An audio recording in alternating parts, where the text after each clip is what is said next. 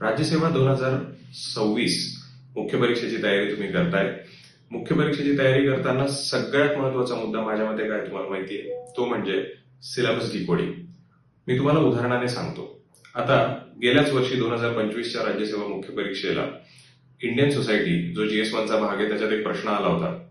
तो होता की भारतीय विविधतेचे स्वरूप स्पष्ट करा आणि संविधानात विविधतेतून एकात्मता प्रस्थापित करण्यासाठी कोणत्या प्रावधानं आहेत त्याच्याबद्दल सांगा. हा सेकंड पार्ट.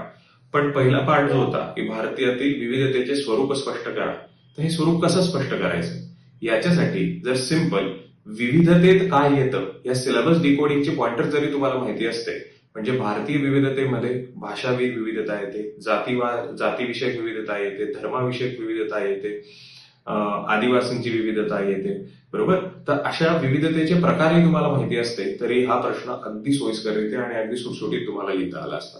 म्हणून मी नेहमी सांगतो सिलेबस डिकोडिंग इज दी की. आणि लिखाणासाठी मुद्दे सुचायला सुद्धा सिलेबस डिकोडिंग ही खूप काम करते.